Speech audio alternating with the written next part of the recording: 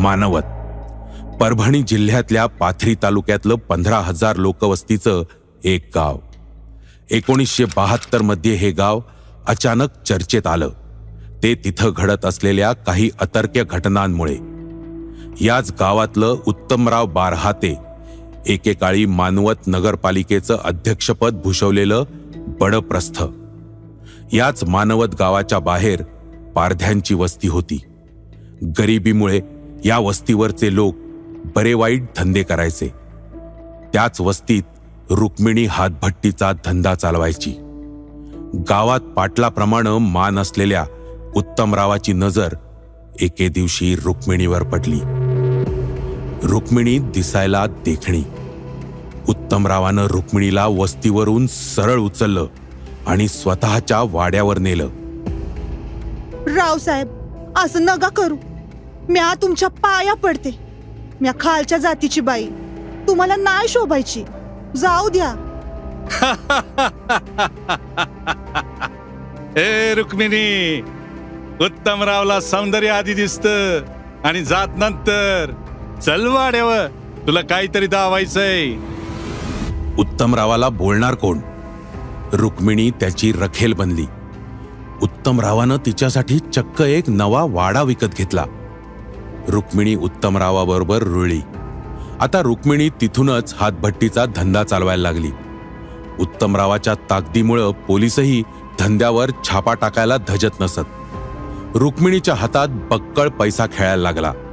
पण रुक्मिणी सुखी नव्हती. रुक्मिणीला काही केल्या गर्भ राहत नव्हता. त्यातच तिची मासिक पाळी बंद झाली. मग रुक्मिणीचं नवस, देवदेव, गंडेदोरे, उपास तापास असे प्रकार सुरू झाले. मानवत गाव आणखी एका कारणासाठी कुप्रसिद्ध बनलं होतं. 16व्या शतकात हैदराबादच्या निजामानं या भागावर आक्रमण केलं होतं. त्यावेळी गाव सोडून जाताना गावकऱ्यांनी आपलं सोनं नाणं गावातच पुरलं अशी आख्यायिका होती. हा खजिना शोधण्यासाठी गावोगावचे लोक मानवतला यायचे. साहजिकच ह्या परिसरात त्यावेळी तांत्रिक मांत्रिकांचा सुळसुळाट झाला होता. रुक्मिणीच्या फेऱ्याही ह्या मांत्रिकांकडे व्हायला लागल्या. पण तरीही गुण येईना. त्यातच तिला आणखी एक मांत्रिक भेटला, गणपत साळवे.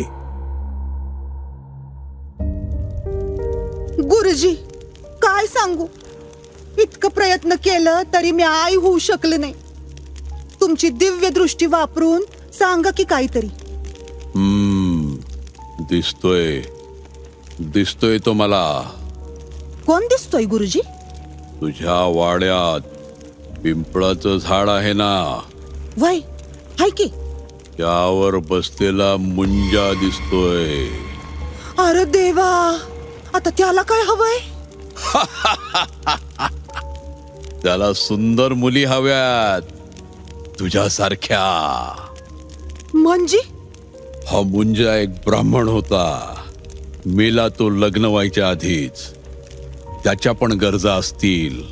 तो उपाशी तुला सुख उपभोगताना कसं बघवेल त्याला जर तू खुश केलंस तर तुला मूल नक्की होणार.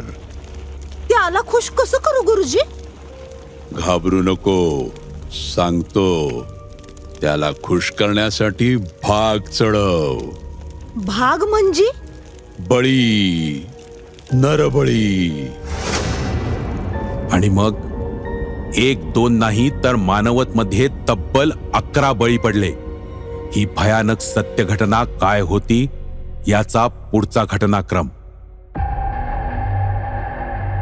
मुंजाला खुश करण्यासाठी 4 कुमारिकांचे बळी द्यावे लागतील असं साळवेने सांगितल्यावर मग मुलींचा शोध सुरू झाला.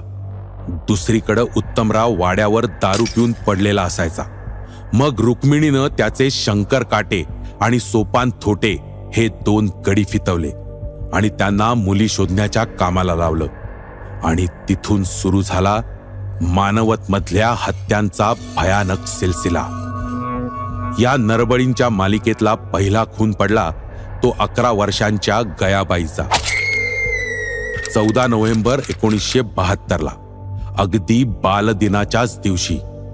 त्यानंतर 9 डिसेंबर 1972 9 वर्षांच्या शकीलाचा.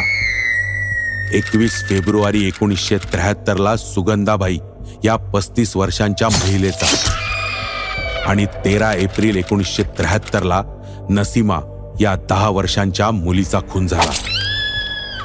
दरम्यानच्या काळात 5 डिसेंबर 1973ला कोंड्या उमाजी लोळे या मुलाचाही खून झाला होता. मानवतच्या खून प्रकरणाची दहशत वाढतच होती आणि पोलिसांवरचं प्रेशरही. अखेर सरकारनं या खुनांचा तपास करण्याचं काम मुंबई CIDवर सोपवलं. रमाकांत कुलकर्णी, विनायक वाकटकर हे मुंबई CIDचे कर्तबगार अधिकारी मानवतमध्ये दाखल झाले. तपास सुरू असताना खून झालेल्या कोंड्या एका समिंदरी पारधी नावाच्या तरुणीबरोबर शेवटचा दिसल्याची माहिती पोलिसांना मिळाली. समिंदरी ही रुक्मिणीची बहीण. पोलिसांनी समिंदरीला उचललं. पोलिसांच्या तपासात समिंदरी फुटली. समिंदरीकडच्या तपासातून पोलिसांसमोर मानवत हत्याकांडाचं भयानक स्वरूप उघड व्हायला लागलं. रुक्मिणीच्या वाड्यातल्या पिंपळावरच्या मुंजाबाला नरबळी दिला तर तिला मूल होईल आणि गुप्त धनही सापडेल असं गणपत साळवे या मांत्रिकानं तिला सांगितलं होतं. केवळ बळी द्यायचे नाहीत तर दिलेल्या बळीचं मुंडकं, उजव्या हाताची करंगळी आणि गुप्तांग चिरून त्यातलं रक्त मुंजाबाला वहायचं असा ह्या मांत्रिकानं सांगितलेला भयानक तोडगा होता. आणि मग रुक्मिणीसाठी शंकर काटे आणि सोपान साळवेनं मुली पळवून त्यांचे बळी दिले. कोंड्याला या प्रकाराची खबर लागली होती म्हणून त्याचाही काटा काढण्यात आला. पोलिसांनी रुक्मिणी आणि उत्तमराववर फास आवळायला सुरुवात केली. 18 जून 1973ला पोलिसांनी रुक्मिणी आणि उत्तमराव या दोघांनाही बेड्या ठोकल्या. पण या साऱ्या प्रकरणात पोलीस फारसे गंभीर नव्हते. कारण रुक्मिणी आणि उत्तमराव अटकेत असले तरी शंकर काटे, सोपान साळवी बाहेरच होते. रुक्मिणीला नरबळींचा सल्ला देणारा गणपत साळवेही फरार होता. त्यातच 30 जुलै 1973ला रुक्मिणी आणि उत्तमरावाला जामीन मिळाला. या जामिनाला पोलिसांनी विरोध का केला नाही हे एक गूढच आहे. उत्तमराव आणि रुक्मिणी पोलिसांच्या ताब्यात असतानाच 29 जून 1973ला कलावती या मुलीचा मानवतच्या कोल्हा शिवारात खून झाला.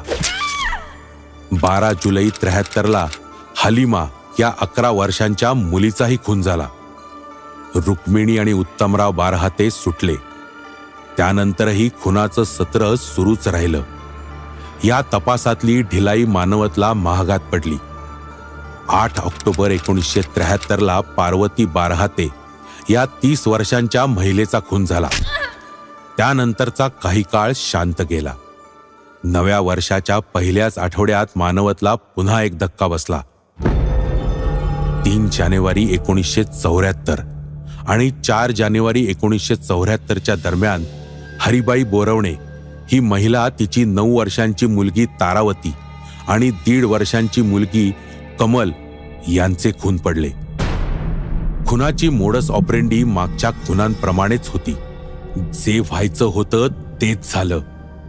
इतक्या लोकांचा जीव गेल्यावर अखेर 4 जानेवारी 1974ला पोलिसांनी उत्तमराव आणि रुक्मिणीला पुन्हा अटक केली. शंकर काटे, सोपान थोटे यांनाही पकडण्यात आलं. पुढच्याच महिन्यात फरारी असलेला मांत्रिक गणपत साळवे पोलिसांना बारामतीत सापडला. दगडू पारधी, देण्या पारधी, सुकल्या पारधी, वामन पारधी, गेन्या लाड यांनाही या प्रकरणात अटक झाली. समिंदरी अटकेत होतीच. या सर्वांशी संबंधित असलेल्या आणखी काही जणांनाही पोलिसांनी अटक केली. या प्रकरणात एकूण 18 आरोपी होते. परभणीच्या सत्र न्यायालयात या सर्वांच्या विरोधातला खटला उभा राहिला. न्यायाधीश होते NS मांधुने. खटला सुरू असतानाच आरोपी गेन्या पारधी मरण पावला. उरलेल्यांविरुद्ध खटला चालला. न्यायालयानं रुक्मिणी, उत्तमराव आणि सोपान थोटेला फाशीची शिक्षा सुनावली. दगडू पारधी, देण्या पारधी, सुकल्या पारधी आणि वामन पारधी यांना जन्मठेप सुनावण्यात आली.